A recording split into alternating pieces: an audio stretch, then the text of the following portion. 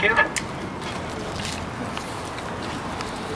آپ سب کو میں بڑی احترام کے ساتھ خراج عقیدت پیش کرتا ہوں کہ آج آپ سب یہاں پر جمع ہیں اور آپ نے اس درد کو محسوس کیا جو ہمارے پاکستان میں مسیحی بہن بھائیوں کے ساتھ ظلم ہوا بادامی باغ لاہور میں. اور میں خصوصی طور پر خراج تحسین پیش کرتا ہوں اردو چرچ ہالینڈ کو، جنہوں نے اس درد کو بہت قریب سے محسوس کر کے اس احتجاج کا اہتمام کیا.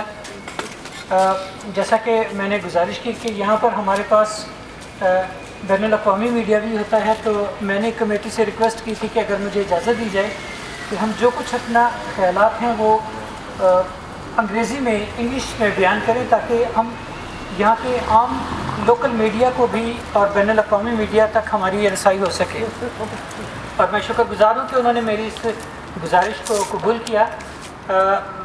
Ladies and gentlemen, I would like to just speak a few words about and our demand was to please just amend this or repeal the blasphemy laws in Pakistan, but still the government of Pakistan has not succeeded to even just touch the blasphemy laws. And the incident of Badami Bagh is one of the biggest issue and biggest example that the misuse of the blasphemy laws against the innocent and poor Christians in Pakistan.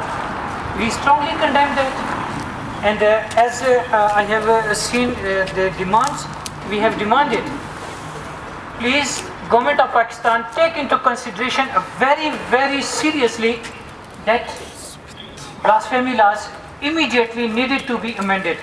And the accused arrested named Sawan Masih on the incident of Badami Bagh may be released, cases against him may be set aside, and he may be released immediately.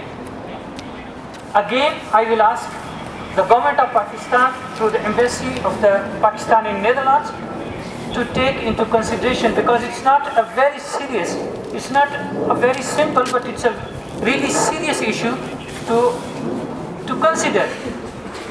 And as we see in the flag of Pakistan, the white color is used for the minorities and the green is for the majorities.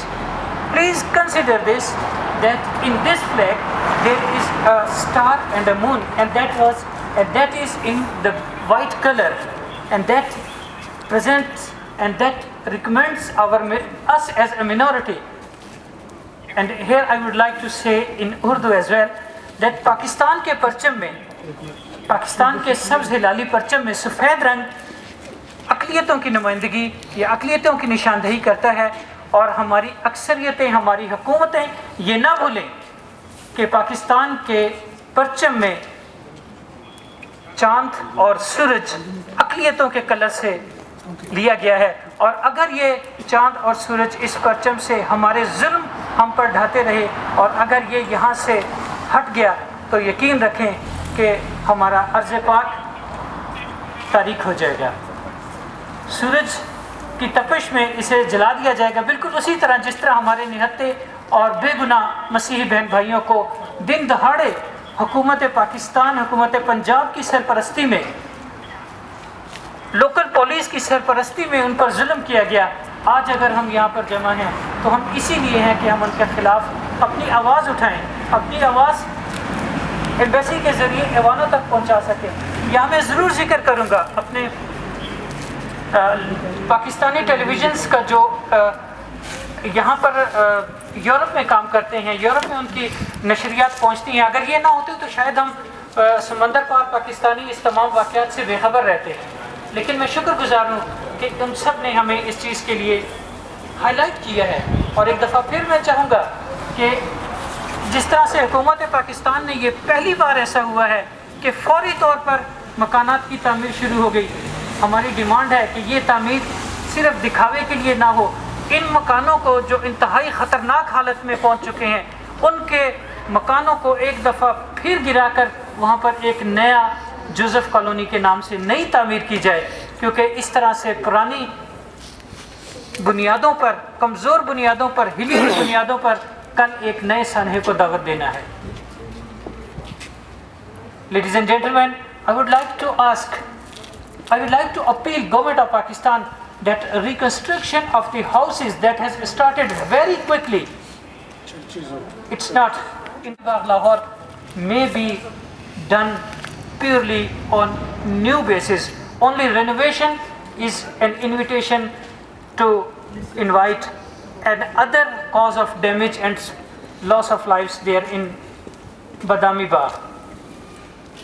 Again, I will ask, thank you very much for your coming.